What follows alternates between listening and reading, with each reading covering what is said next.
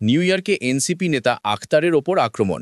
যুক্তরাষ্ট্রের নিউ ইয়র্কের John F Kennedy আন্তর্জাতিক বিমানবন্দরে পৌঁছানোর পর জাতীয় নাগরিক পার্টির এনসিপি সদস্য সচিব আখতার হোসেনকে লক্ষ্য করে ডিম ছোড়ার ঘটনা ঘটেছে। প্রত্যক্ষদর্শীরা বলছেন, স্থানীয় আওয়ামী লীগ নেতা মিজানুর রহমানকে ডিম ছড়তে দেখা গেছে। জাতিসংঘ সাধারণ পরিষদের ৮০তম অধিবেশনে যোগ দিতে অন্তর্বর্তী সরকারের প্রধান উপদেষ্টা অধ্যাপক মুহাম্মদ ইউনুসের সফরসঙ্গী হিসাবে আখতার হোসেন সেখানে পৌঁছান। বিমানবন্দরের ৪ নম্বর টার্মিনাল থেকে বের হওয়ার সময় স্থানীয় সময় ২২ সেপ্টেম্বর সোমবার বিকেল ৫টার দিকে এ ঘটনা ঘটে।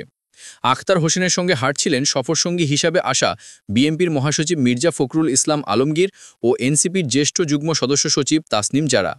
স্থানীয় আওয়ামী লীগের নেতাকর্মী ও সমর্থকেরা এ সময় তাসনিম জারাকে লক্ষ্য করে কটূক্তি করেন। তারা সেখানে বিক্ষোভ করেন। প্রত্যক্ষদর্শী বিমানবন্দরের কর্মকর্তা হাবিবুর রহমান প্রথম আলোকে বলেন, পরপর ২টি ডিম ছোড়া হয়। এনসিপি নেতা আখতার হোসেনের পিঠে ডিমগুলো লাগে। তিনি কোনো প্রতিক্রিয়া না দেখিয়ে হেঁটে যান। সবাই গাড়িতে ওঠার পর আওয়ামী লীগের নেতাকর্মী ও সমর্থকেরা গাড়ির সামনে শুয়ে পড়েন। তারা জয় বাংলা সহ অন্যান্য স্লোগান দেন। এই সময় নিউ ইয়র্ক পুলিশ তাদের বাধা দেওয়ার চেষ্টা করে।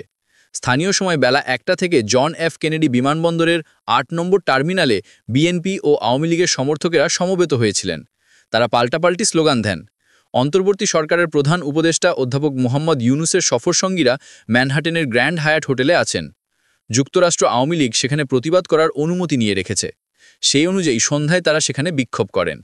রাস্তার দুই পাশে পরস্পর বিরোধী স্লোগান দেয় এনসিপি ও আওয়ামী লীগ। সেখানে এনসিপি নেতা আখতার হোসেন এই ঘটনায় আওয়ামী লীগ নেতাকর্মী ও সমর্থকদের বিচার দাবি করেন।